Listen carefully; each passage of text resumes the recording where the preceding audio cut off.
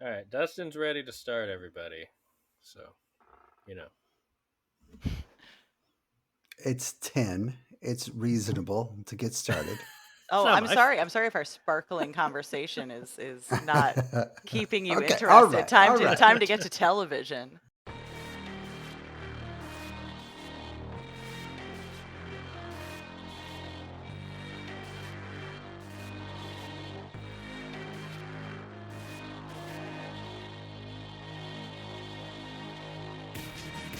Welcome to another episode of Podjiba, the Pajiba television podcast. I'm Pajiba comedy editor Dan Hamamura. With me, as always, our Pajiba managing editor Tori Preston. Hello, Dan. Hello, Tori. And I think, Tori, you'll agree that this is the meanest name Dustin has ever come up with. Yes. He is the ghost of Aristotle Atari. Dustin rolls. Dustin, how dare you? Yeah. I know. It's know. like he just slapped me in the face. Yeah. It's the day when, or the first day when SNL cast members have started to exit, and it reminded me fondly of Aristotle Atari. Screw you. He just went on to other bigger things, Dustin. Yeah. Yeah, he had that bit part in Hacks. Oh my god. He was in Hacks. Oh my God. He's been in 2 separate seasons of Hacks, Yeah. Dustin. So Did he play recurring. the same character? Oh, he was Yes. recurring. Yeah, all right. Very attractively, I Wow. might add. Okay, Yeah. all right. And British. Yeah, he was hot John Oliver. Yeah. Dustin, I know that your the only reason you mock Aristotle is because it masks the pain that you felt when he was not brought back after one season. So, it's fine. I know Completely it comes from untrue. a good place. This is you don't have to deny it, Dustin. It's fine. We're all friends here. It's the way that he has so much animosity toward Aristotle based on just one season where he didn't get to do much. Right. Like, But it's and when what he did do stuff, it was great. It was great. And what did he ever do to you, Dustin? The robot character is what he did to me. So what? That was great. Again, Yeah. he played it very attractively. I disliked it. Okay. Well, so you want to talk about who's leaving SNL? I will say that I've already half written the Michael J. and Colin Jost are leaving post. Like, it's sitting there, it's waiting. I just got to fill in the last details and hit publish. So you're sure it's happening? No, but I feel like This it's is going like Dustin's equivalent of obituaries, just having it ready. Right. I knew Devin Walker was going to go because he just hasn't done anything. He hasn't connected. Yeah. It's not his fault.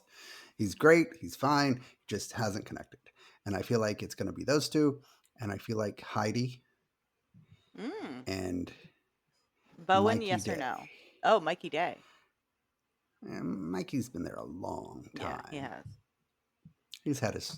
He's been like the 9. I think Heidi's been there 8 and he's been there 9. They've had their time. Plus, he was a writer before that too. Oh yeah. But Colin's been there for 20 years. That's insane. Everyone's been talking about Bowen. Do you not think Bowen's going?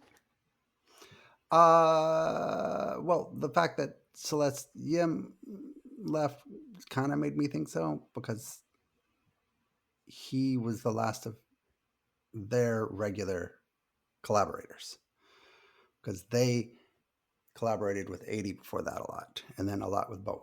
Yeah. And then I thought, well, it makes sense that they would leave now. But I don't know. I mean, he hasn't really said as much. The way he talked on his interview with Marin and the way I heard him on his podcast hasn't hinted at it. Yeah. But who knows? I mean, Los Cultristas Awards was televised this year, so That's right. He's got things to do. He's got Wicked coming up. Yeah. Well, he shot it. Well, yeah. But he's going to be fine. No, he's going to be fine. I feel like. Yeah. But I also feel like he could kind of, he could be his show, unless he missed that moment. And now it's Marcelo's show. You mean SNL? Yeah. I feel like he's already had that period. Yeah. Yeah, you think so? He's on the other side where of that? he not on the other side of it, but I don't think like I think he's already broken out, so he's probably I don't know that he's gonna get if you're just thinking purely career, I don't Yeah. think he's gonna I don't think there's nothing left for him to do Yeah. at SNL. Unless he wanted to do like I'm not saying update, but like if he was like I really want to do update, Yeah. that's kind of like the one thing he hasn't done.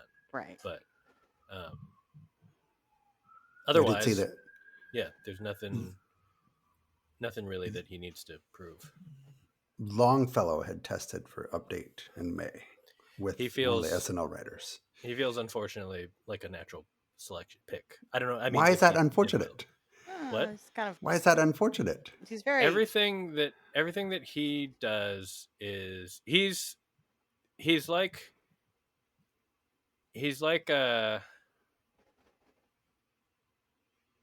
so in our household there's an irrational hatred for him. I need to preface with that. Really? It is not He's your my Aristotle. hatred necessarily. It's not my hatred, but in solidarity I have to I see. I have to Ah. dislike him. I don't love him. I think he's fine.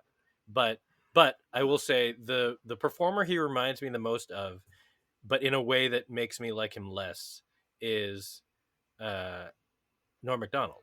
Yeah, But that's why he's not. like But him. he's not not as Norm. good as Norm Right. Macdonald. So because no one could really Right. do what Norm No. Macdonald did. So it's unfortunate because that's in my brain, because most of the time I'm comparing him to Norm Macdonald and thinking you're not Norm Macdonald. Right. He feels like emo Norm Macdonald to me. But like most of the Norm Macdonald people now are in the right wing people. Like Shane Gillis was a Norm Macdonald guy, or Because they wanted to be. fundamentally misunderstood what Norm Macdonald was Not actually all about. exactly. His comedy.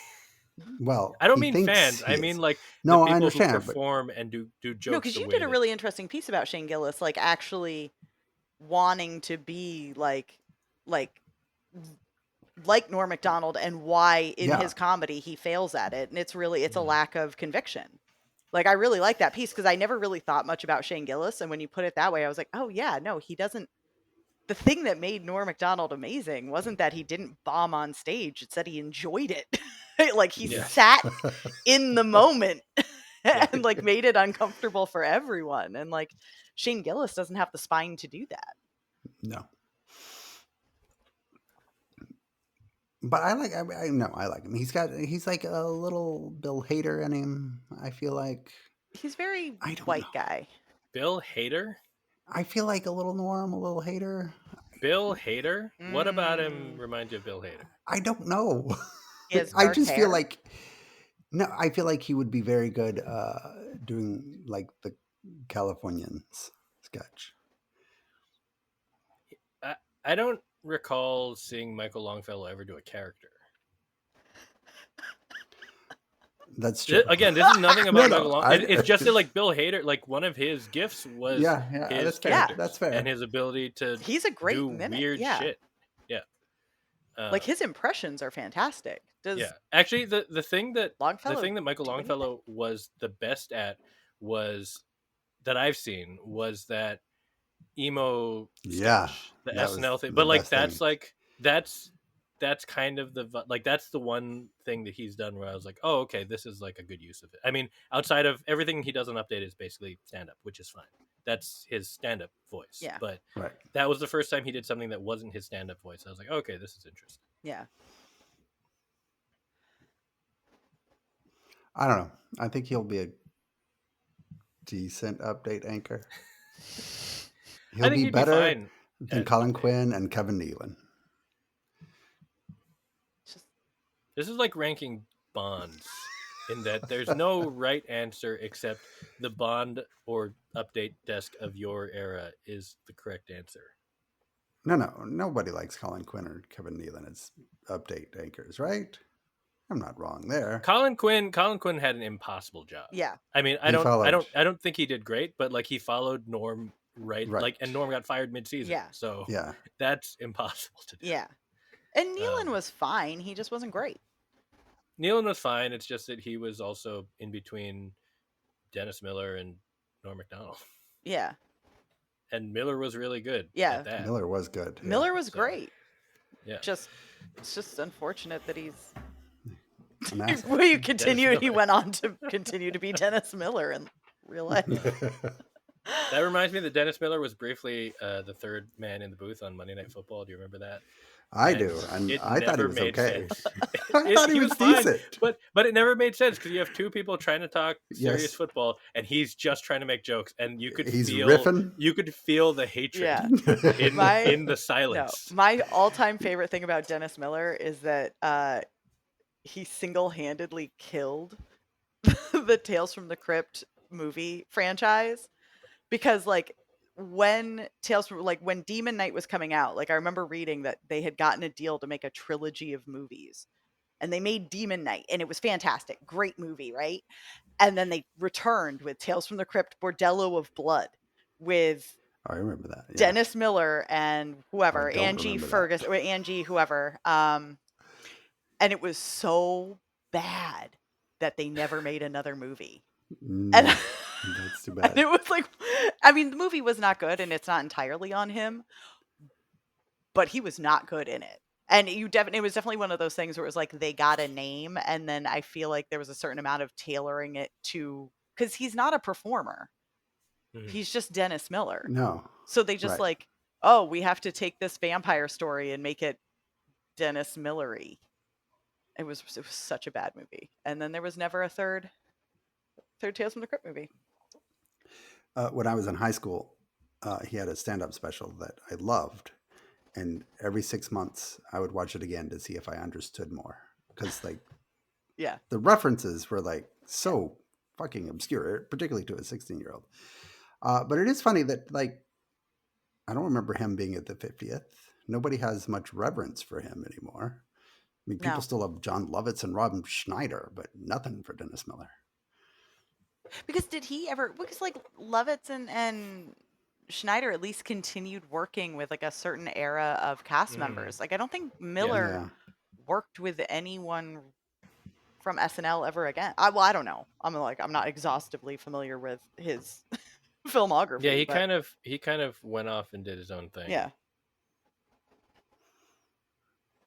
I'm surprised he doesn't have a podcast, or he might. I just don't know about Well, Bill Maher exists, so who needs Dennis Miller? it. That's true. Like if Bill Maher wasn't doing Bill Maher, it would have been Dennis Miller.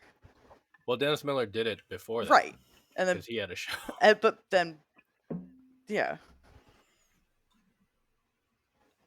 What did he do now? I don't know. He's probably pretty old too. He might be just retired. He's in his Angie 70s. Everhart? Angie Everhart. The redhead model. Vaguely, the I don't name remember. rings a bell. Okay. I might be wrong. I don't know. That was SNL. That was not on our itinerary. No, it was not. Oh well, he does. His last post on Instagram was 2 days ago. Oh, He has a falcon, so he went falconry. I don't know. I wonder if he went full MAGA. He just I kinda was looks gonna like say. he just kind of looks like he's living life. Like he went to Egypt. He felt very Yeah. Cheney Republican, but not MAGA, because he was a smart guy, just super conservative. He went But who to knows? Scotland a couple months ago. Living is good for him. He posts about hockey sometimes. Anyway, He's fine. He still exists. he still exists. All right. That was technically about TV, so that's great. Yeah, we did Yeah, good. that's true. Yeah. And it was news. It was news. Dustin, who do you think? Oh, you've already said. They haven't announced any new cast members yet, right? No, I assume that's not until people have said that they're leaving. right, and I never know who they are anyway. Yeah. Kind Not of really point. plugged into the comedy scene. Well, not at that level. You're not scouring the clubs in Chicago, Dustin? No, I am not.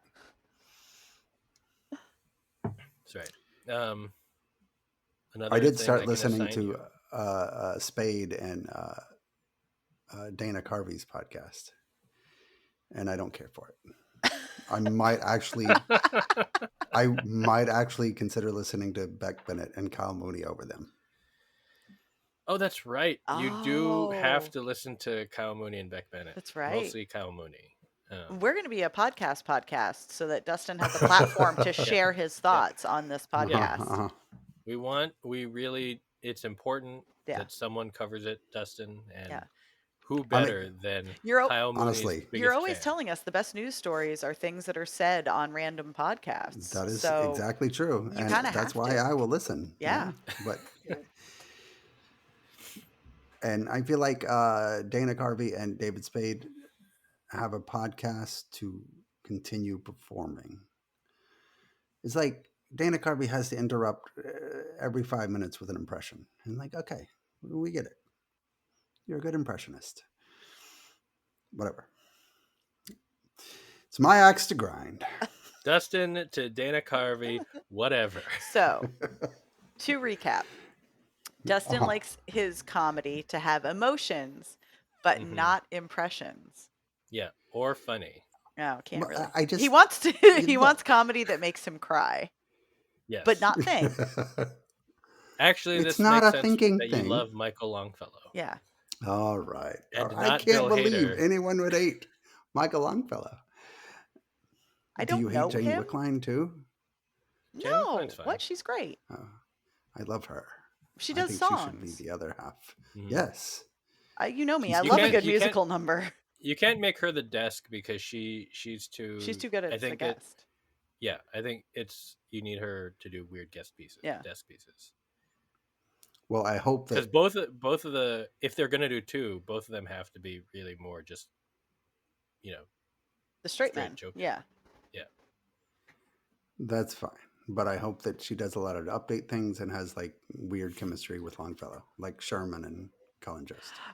I'm gonna throw this out there. Like, I feel like Cecily Strong should come back. Because, like, think about I it. mean- She just had a kid. She, it's Mhm. like she doesn't need to be in all the, she doesn't have to practice sketches or something. She just needs to show Mhm. up for Weekend Update, go back to her Yeah. baby. This is not something that happens with SNL unless you're Dana Carvey. What's his name came back? Who? I mean, he's the announcer now. Daryl Hammond. Damn it. Daryl Hannah. Very different. I'm looking at the cast. Obviously, there are new people coming in, but I'm looking at the cast from this past season, and I don't actually know who would be the second person on the desk. Because if you do update, you basically don't do anything else. And I don't think there's no one there who I wouldn't rather have in sketches. Yeah. They're all most of them, other than Longfellow, are very good performers. Yeah. Well, the other writer that left today was an update writer, and the speculation is that she left because they passed her over for the other half, the update anchor, and they did test Longfellow with another update writer. Oh. So that might be where she's coming from. If, in fact, they tested a lot of people. Right. It could be any combination of people, but Longfellow always made the most sense to me. I think they should make update Keenan and Bowen and just take my God. just take them out of the rotation. So now everyone else has to step up. Yeah, you've lost like 60% of your sketch energy. Yeah, it'd be great. I do genuinely think Bowen would be an interesting choice if he wanted to do it. Not because it would be something new for him, but because seeing him play off of someone like Longfellow would be really exciting. Because you're kind of like, if you look at the Jost Che dynamic, like two guys who have very different kind of demeanors and the playful, and it's like, I would love to see Bowen just constantly rip Longfellow a new one. That would be great. It would be kind of fun. You know what? I'm on board with Longfellow now. Yeah. Yeah. And Bowen could do it. Like, he is like co-hosting a podcast. Like, he's good at being kind of in a two-hander like that as himself.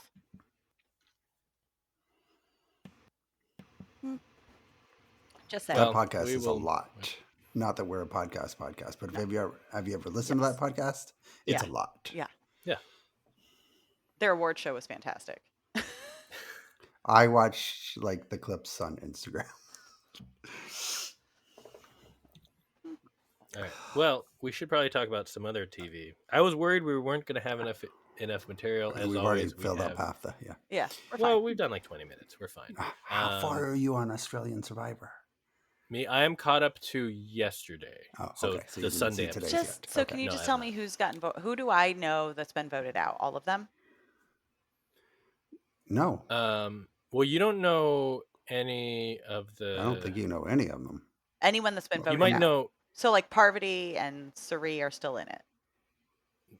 No, They're still in. they are. And I'm not going to say anything because I saw today's. Dustin's hinting. No, something I haven't spoiled anything about except Monday. Poverty is maybe the best player ever. I will say that.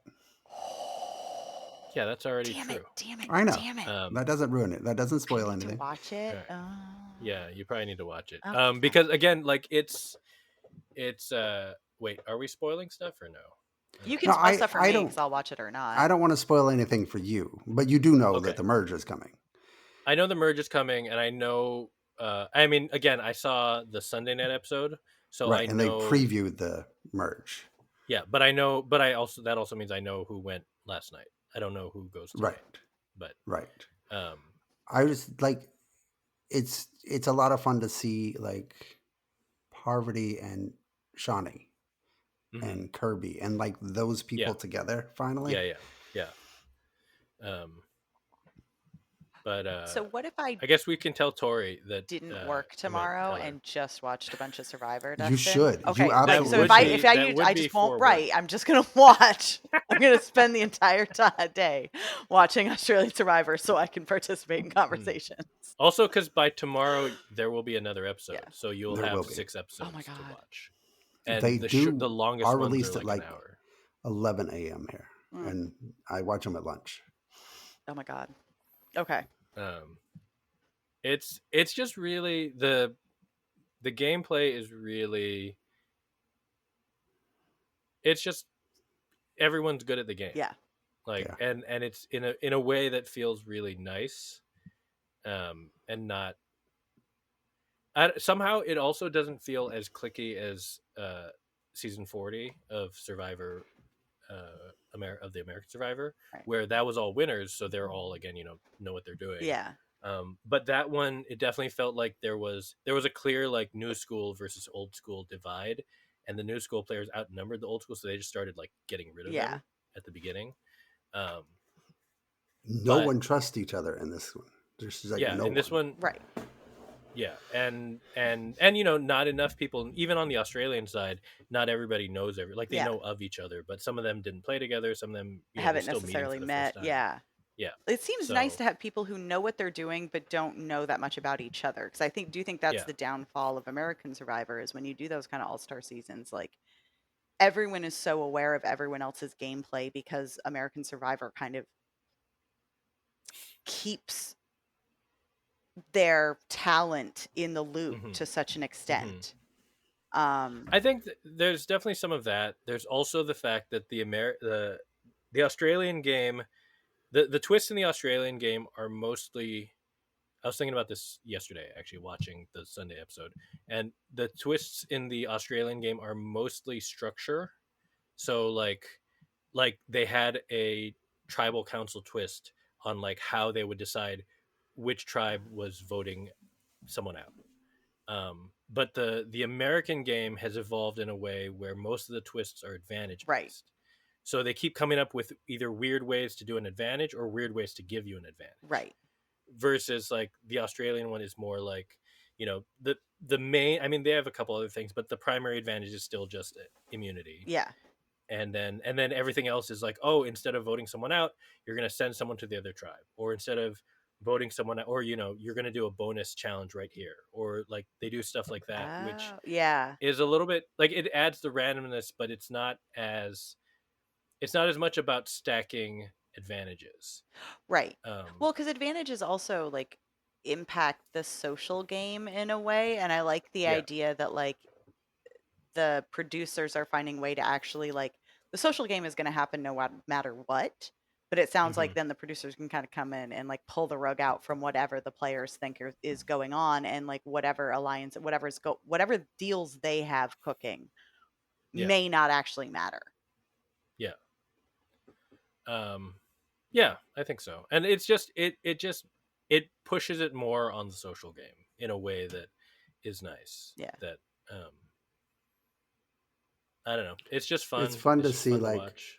these huge players basically begging for their lives. That too. Or like one of the players who went out on the Australian side who is like popular, but it's like, oh yeah, the stuff that you do doesn't work when everybody knows what they're doing. Like it works. Right. The kind of chaos you generate works when not everyone knows how to play. Right. But everyone knows how to play. It doesn't hit the same way. And that's, I don't know, that's fun. That's interesting to watch, I think.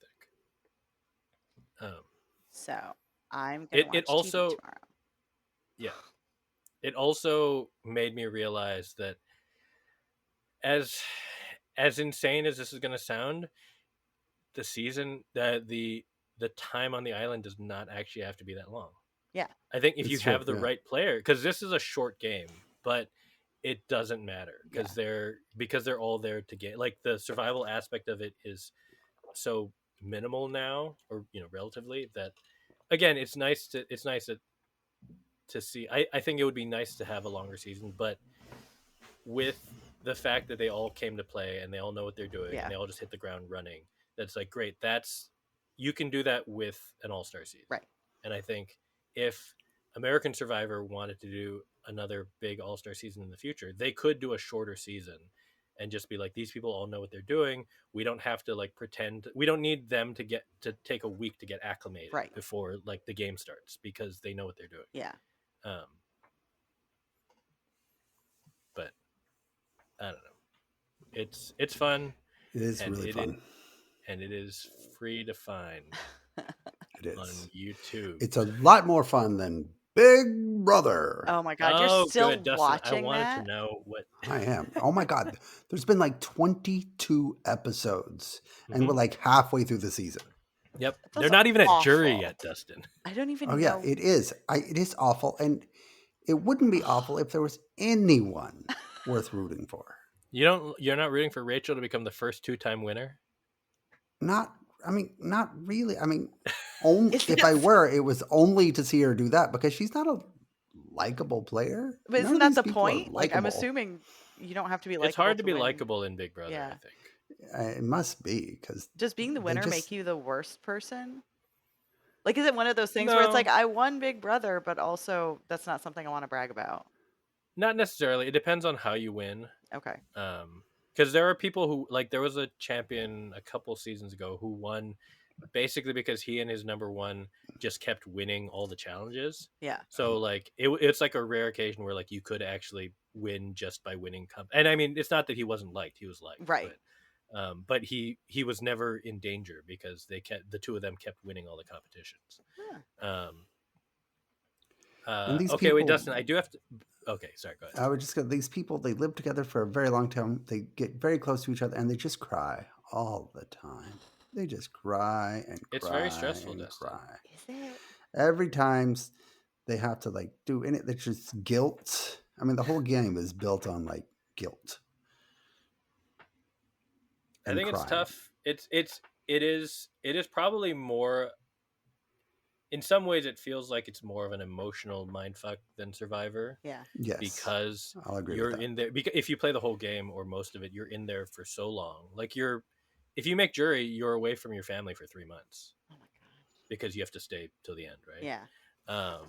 And you barely see the sun. Your food, your dietary habits are probably not great for a lot of that period. Yeah. And there's nothing. You're basically not allowed to bring anything to read. What? Except for like, I think like you can bring the Bible, so everyone brings a Bible. What? Yeah, like you don't have anything to read. You don't have your phones, obviously, or access to the internet. Do they let you have a pad and paper? Can you write? I I don't know that you do. I've never seen it. Like you're really limited to like what you can and can't do in there. So they just so it's talk you just strategy hang out and you talk and you kind of lose your mind a little bit. Oh. and cry. Yeah, that's it. Also does that. But What? Dustin, I did want to ask you, because of your this is your first time watching.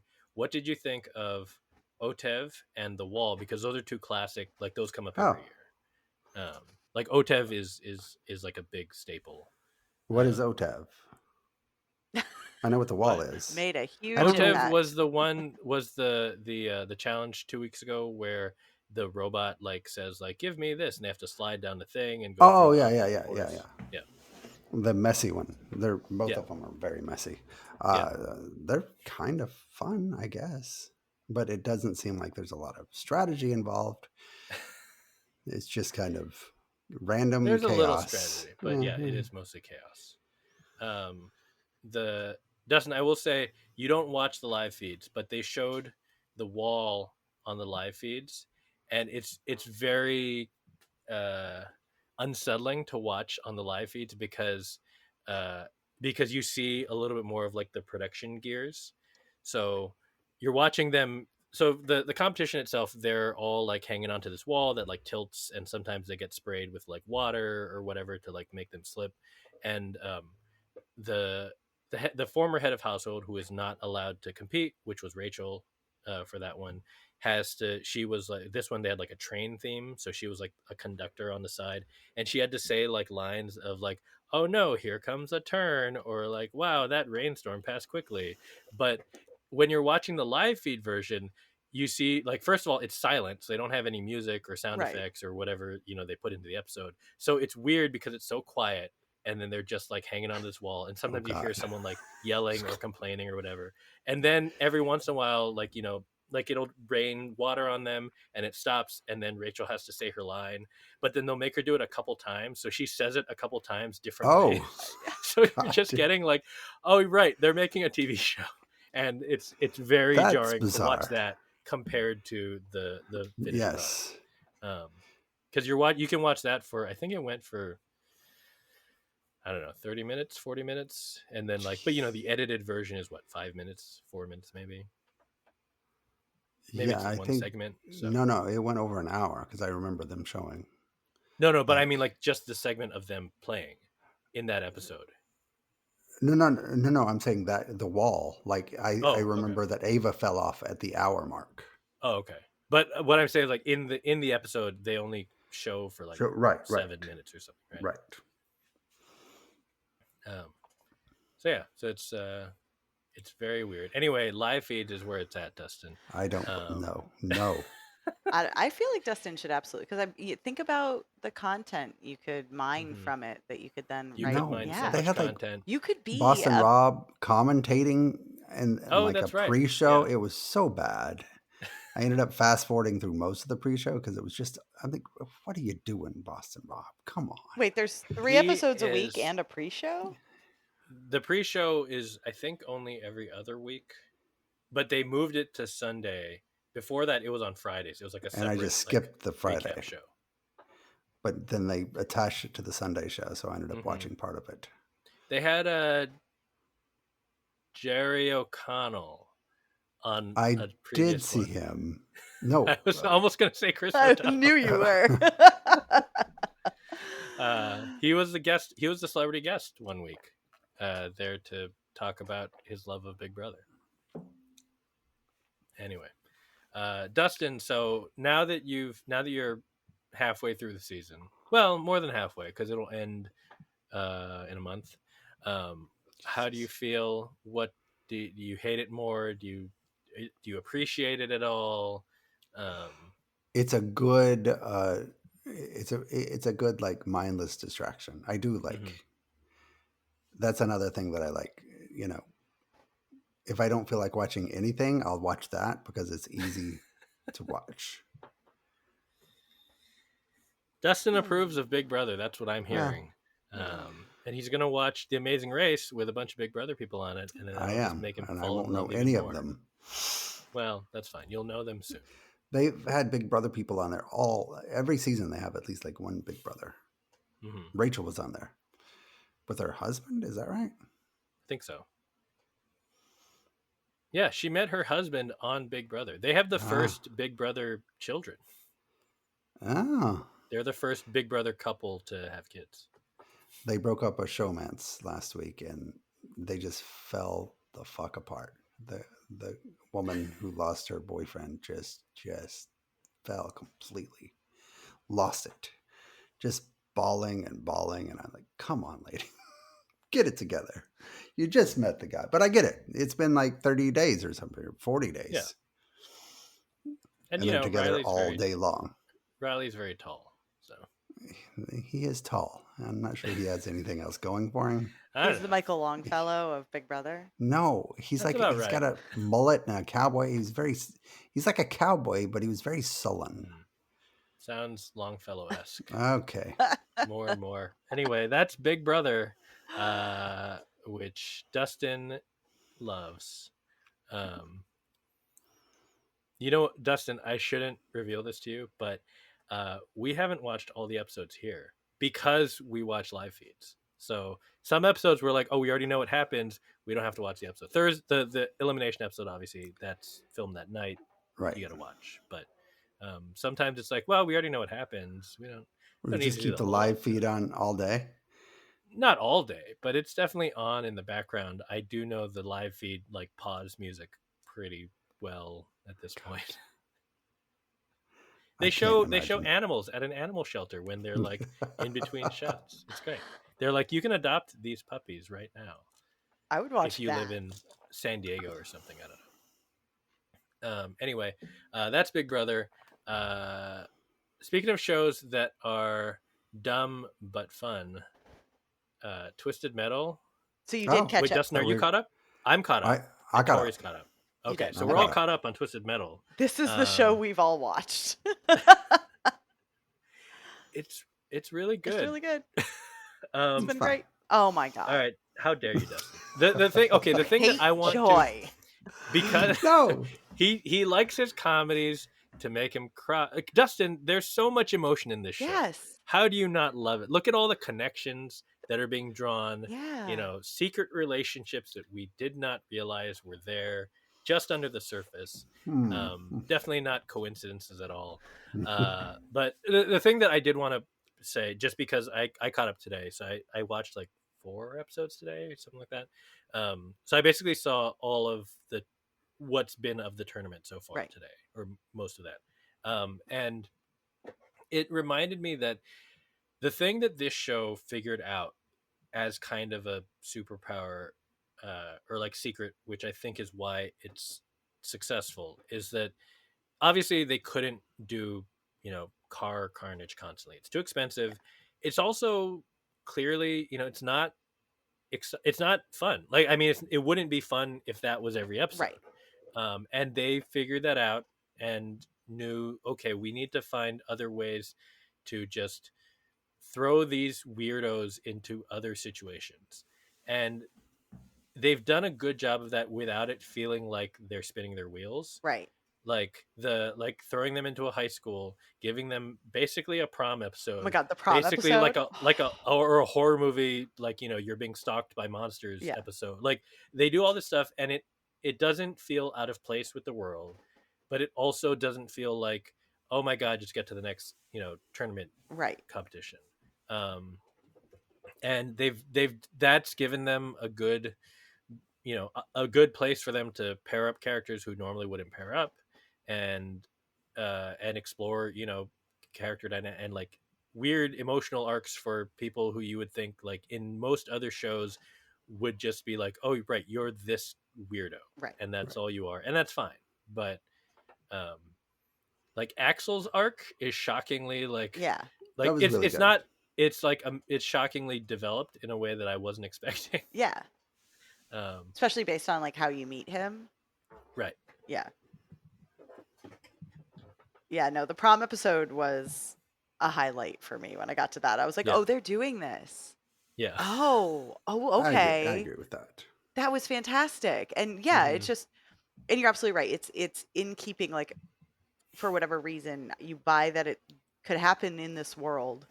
And part of that's also that they've this season, unlike kind of the previous season, because they're in the tournament and there is this big bad.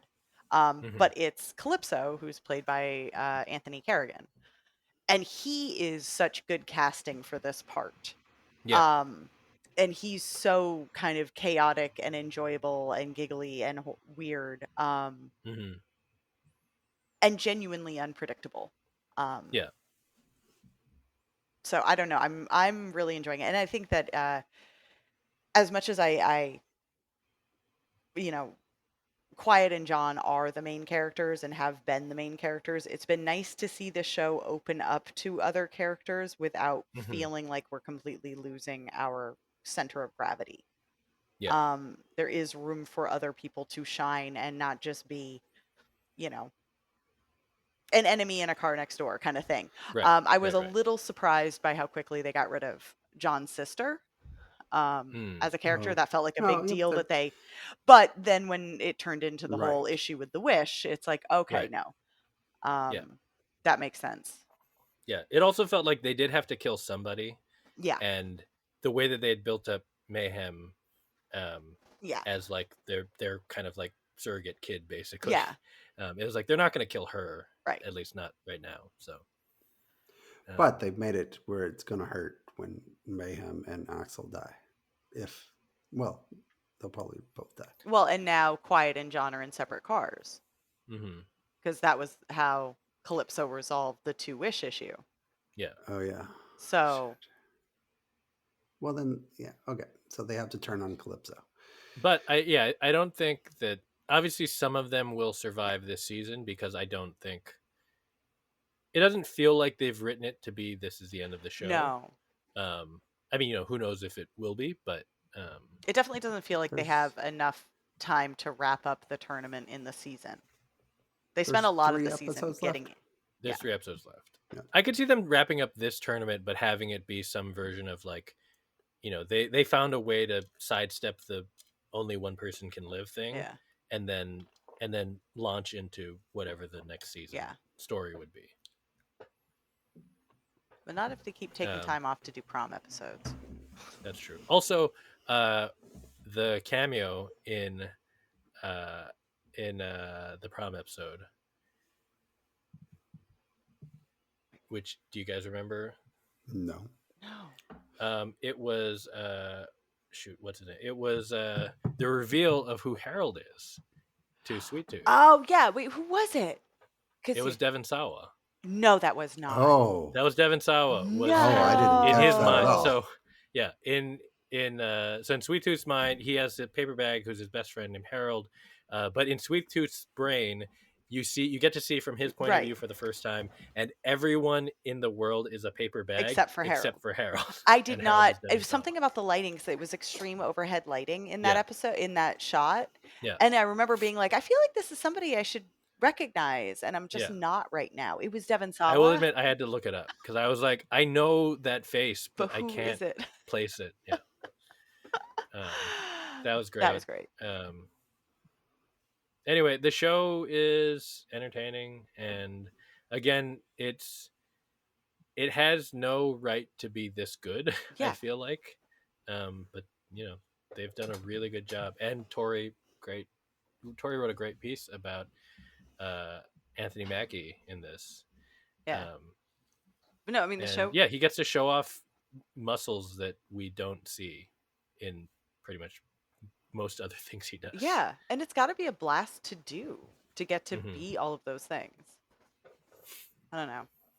I'm very happy with And it. Dustin Thank you just for thanks telling it's me. fine. Thank you for I telling me to like watch it. but the prom episode, I admit, was fantastic. Yes.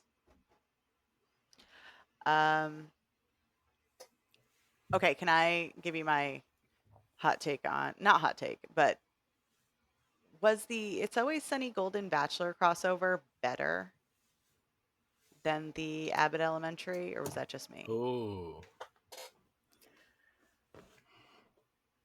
I think It was better I- than Yeah, the go sunny side. Half, of the yeah, Abbott. fair. Yeah, that's true. And maybe it was just that the Abbott one was so built up, but and maybe it's just because it was focused on, Carol Kane and Danny DeVito. But I think, I really it kind of came out of nowhere, and I knew there was episodes setting it up, I knew it was about to happen, but when we actually got the final, the actual Golden Bachelor episode, I was like, oh, this is great. I think the thing that made it, I agree with you.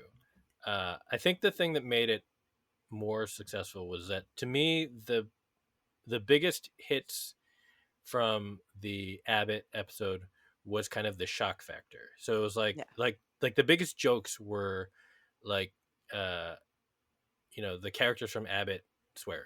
Right. It's like, oh my god, they're swearing, and they have like Always Sunny level attitude, which is jarring.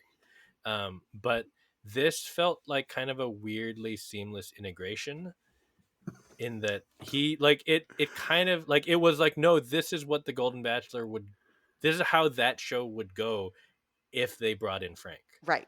It is true. And no, pass. And it pass. Yeah. No. Oh, why are they all so old? Hard pass. Bring in Cocktua. I mean, but it was also, and there's something about It's Always Sunny, because you're always seeing everything from the point of view of the gang. So when something ridiculous happens, you've seen how they got into that scenario. That's the whole point. You follow them down these horrible paths of bad choices. Whereas because this was framed as a Golden Bachelor episode, every time it expanded beyond Frank and brought back the gang, you're kind of catching them in mid scheme or mid, whatever. And they look insane. Like when it cuts to them in the audience and they're like half green and your hair's gone, and it's Charlie saying, oh no, I used that chemical thing, but I added a bunch of Nair, and everyone's like, why would you do that? And you're like, that would have been a whole episode. And it's so funny to see oh, that's what it would be like in, catching these people. And the fact that it was a callback to the Nair, previous episode, when the Nair joke from when they were getting ready for it. The continuation of that. Yeah, I loved it. The other things that just, not only that, but in the lead up to it, the episode before, where they were just running rehearsal dinners over and over for, it turns out, a month, that we didn't even realize. But the final monologue that Dennis gives was so intense, and it was just nice to be like, oh right, they're kind of they're obviously making fun of they're making fun of Dennis, and they're just and this is all a long joke, but also they're being like, hey, don't forget Glenn can act, he can deliver this, if you let him, with or without tape on his eyebrow. The tape was amazing. It's and also just the people they've brought back this season, I mean, obviously all of the regulars have come back in some form or another, but then they bring back Tammy and Trey from the high school drinking episode from 15 years ago, which I also, this time I was like, wait, it's Jamie Alexander, why did I not, it was always Jamie it was Alexander. Always Jamie Alexander. Why did I not put that together? That was great. It's been a pretty good season. It's been a really good season. And good for Danny DeVito. The way that they lost the Cybertruck, again, I caught up on a bunch of episodes today, and the way they lost the Cybertruck was just perfect. I do like that this is the second. I like that in the comedies that I appreciate, the Cybertruck has become a seamless punchline, where the worst characters in the show are obsessed with them. Because it happened here, and it also happened in Righteous Gemstones, where there's just, and it's not even a thing. It's just they get to that lake house, and there's a Cybertruck parked outside. Somebody has, It's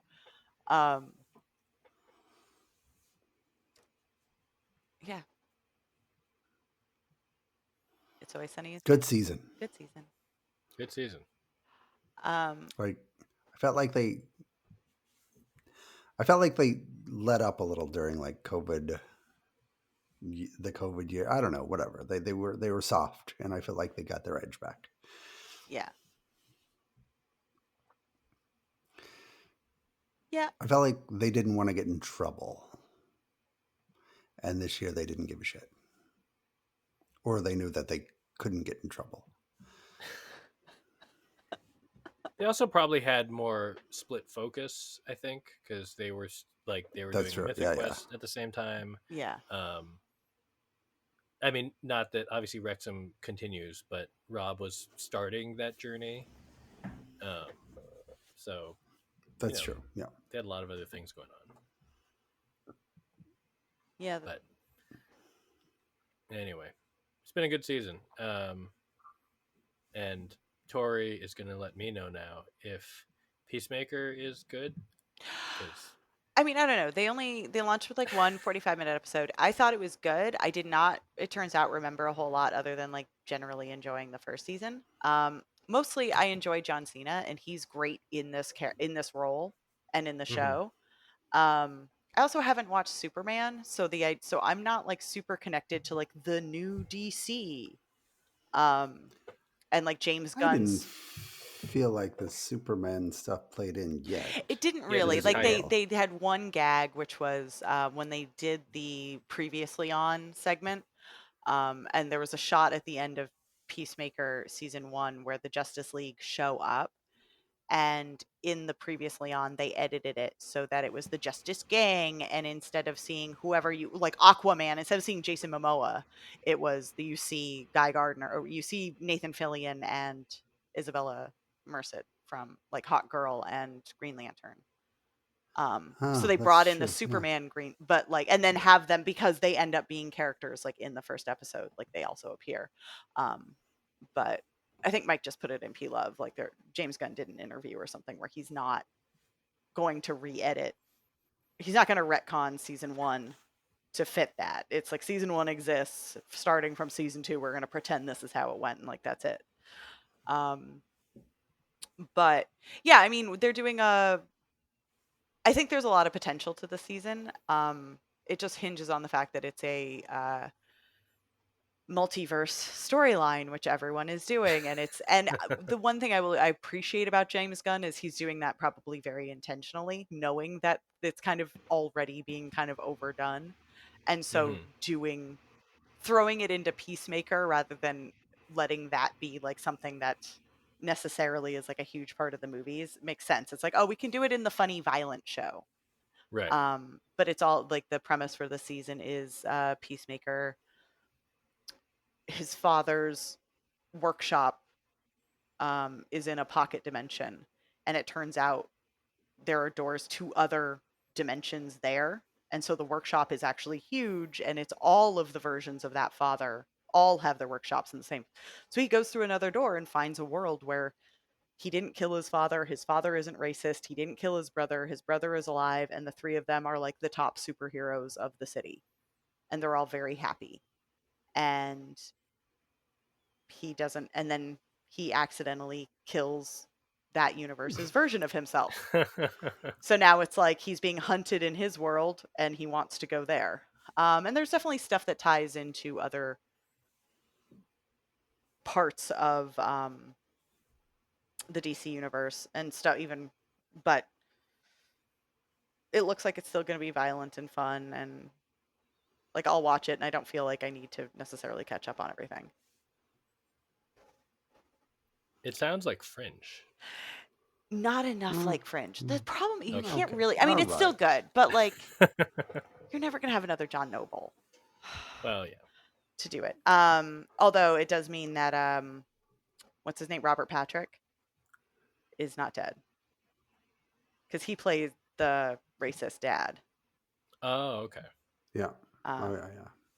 So I've only seen the opening sequence to Peacemaker. so they did a new one. So yeah, this season, I've heard yeah. that there's a new one. Yeah. I've only seen the season 1 opening sequence. Oh. I like it a lot, and I think that I've decided that maybe I don't like superheroes, but I do love James Gunn. James Gunn is great. Like, there's a reason Yeah. why he's a really smart choice for DC. And part of that is because he knows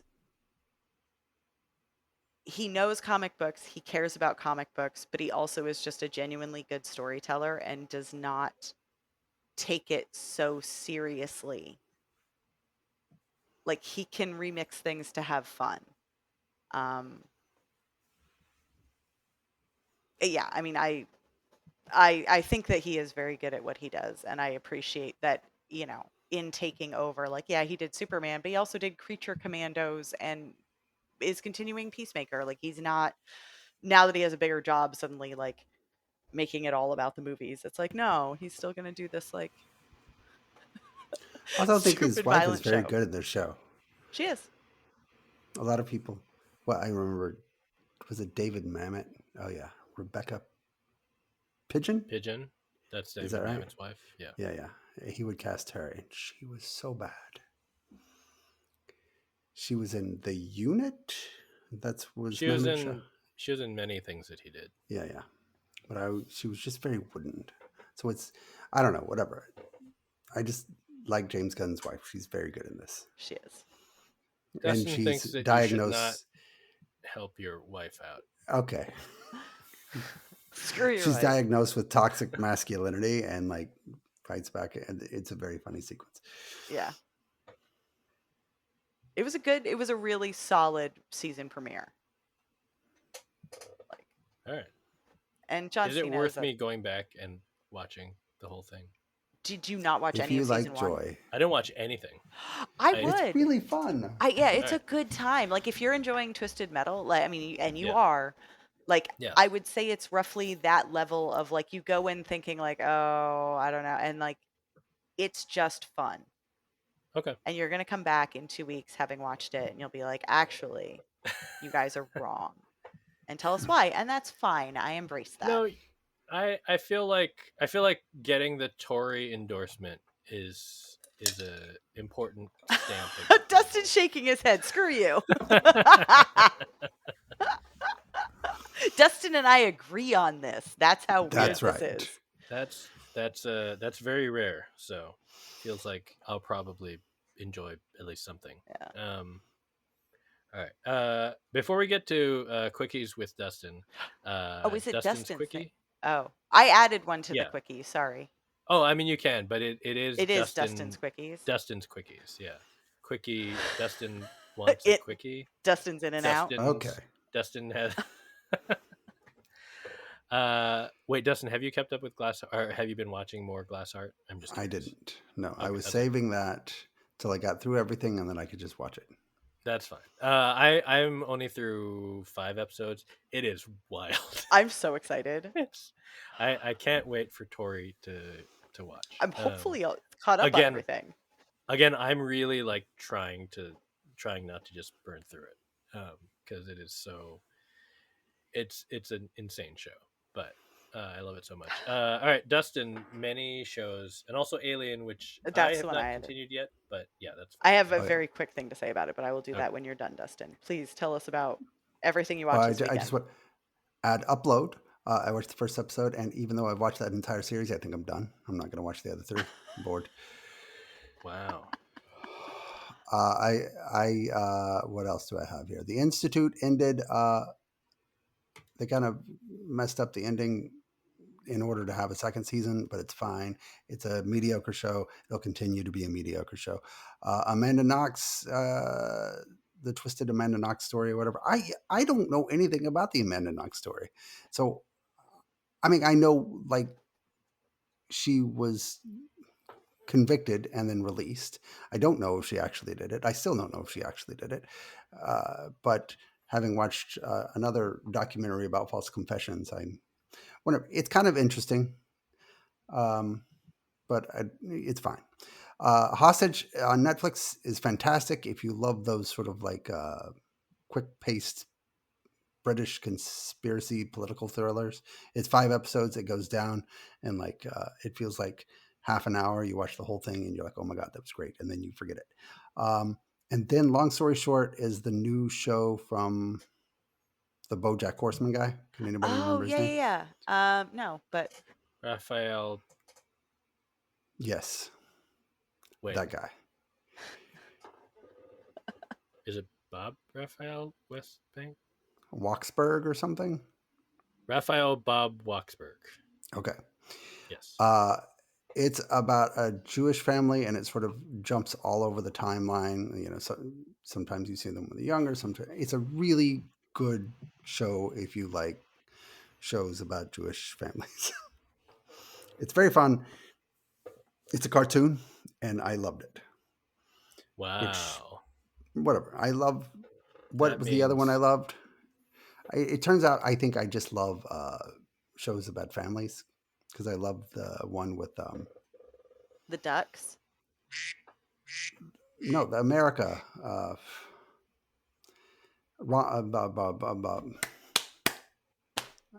You remember? American Dad. I love.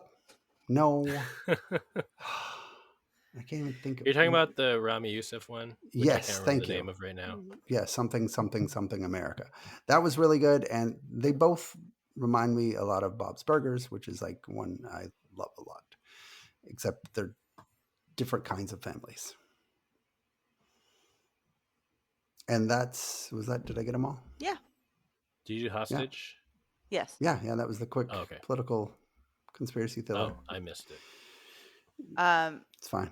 My quickie was just on Alien. I don't really have that. I'm watching it. I've caught up. It's good. I'm enjoying it. It's fine. I think some people are being unnecessarily harsh to it. I also don't think it's quite as deep as it wants to be, so I don't really know. I have no firmly formed opinion on it thus far. However, the one thing I appreciate about it, and I think this is probably my favorite thing, have you caught what they do during the opening title sequence of every episode? No. It is their previously on. So I the did catch titles, that a yeah, little the bit. titles Yeah. form. It's all like just single lines that like come in slowly to form the letters, but the scenes that are playing behind the title are scenes from the previous episode. And it is such a seamless way. And it means that it's short. You don't go through a whole trail, Right. Previously on clip, and then you do a cold open, then trailers and whatever. It's like, no, episode starts. You get scenes to remind you as the title comes up, and then boom, you're into the episode. It is smart. Yeah. It's very smart. It's clean. It's moody somehow because of the way, like, that so far is the biggest takeaway I have from the show. I'm like, this is really well made. They really thought about this. That's a great title sequence. More shows should do that. And that is I do Alien agree with Earth. Kalina and that the Peter Pan metaphor is like, oof. They are very on the nose, and some of the lines you're like, oh, that's a reference. It's like really super blah. The one thing I'm not clear on, because everyone, and this is, everyone keeps saying like, oh, it's these children in these adult bodies, right? In their synthetic bodies. And so, but they're acting like they're always going to be children. And as if like this is the tragedy of them. They're stuck, like they're frozen at that young age mindset. And I'm like, I mean, I know that the body isn't going to age and the hardware isn't going to age, but I'm not clear if their personality is so completely frozen that new experiences won't mature them. I think they'll mature, but I don't know if we'll see that. I If don't know they'll that we'll be see with them that in long. the Yeah, show, right. but I feel like a lot of the commentary around it, a lot of the reactions are like, oh, it's so played out, like, whoa, these children in adult bodies, and in the show sometimes acting like, oh, they're stuck. And I'm like, are they? I don't know. I enjoy the comic relief of it Yeah. because the show needs a little comic relief, and so I think that's a fun thing. Yeah. And I do think the actors are, whether you Mhm. enjoy seeing this whole kids in adult bodies like perform it, like I think the actors are selling it very well. Like I think they're doing childlike very well. But Oliphant remains the best reason to watch. Every episode I get a little bit more like, oh no, he's good in this. Like it doesn't feel like a waste of him. And like he's creepier than I expected. He's good. His confidence comes through as creepy, whereas I was just always used to him just being charming.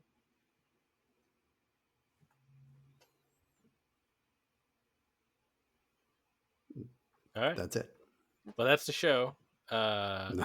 We will be That's back it. next week, right? Labor Day. Are we recording? Why not? I think so. Yeah. All right. I just wanted to make sure. Yeah. So we will not be taking Labor Day off unless something comes up, but probably not. So more TV to talk about. Probably. I don't know. Is anything premiering this week? I don't think so. No, the second half of Wednesday comes back in early September. The Walter Boys, second season, Dan. The what? My Life with the Walter Boys. It's a YA series. I tried to watch it this week just to catch up, and I made it halfway through an episode. I was like, this is not for me. All right. I do not know. I guess now that you say that, I have heard the title. I have never heard the title. If They canceled the Waterfront. What did you just bang? My phone. Oh my They gosh. canceled the Waterfront. I'm sorry. Those motherfuckers. Breaking news, everyone. You're going to hear about it on Wednesday.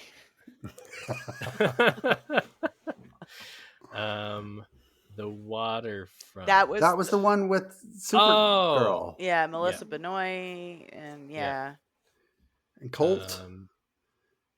Holt. You always call him Colt. McCallany. Yeah, that guy. Big fan. Loved him. Somewhere there's someone named Colt McElhenney who thinks he goes by Dustin Colt is Mack Dustin. now. Yeah, Cole Mack. Oh well, that's too bad, Dustin. Okay, fine, whatever. I've never seen it. I don't know anything about it. And yet they renewed Ransom Country, which is not the Canyon Country, whatever I called it. Ransom The wrong Canyon one. or Minka Kelly. Yeah. Oh, okay.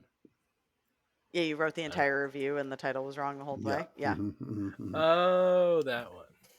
Yeah. This is a much better show than that one. Whatever. Well, sometimes that happens, unfortunately, Dustin.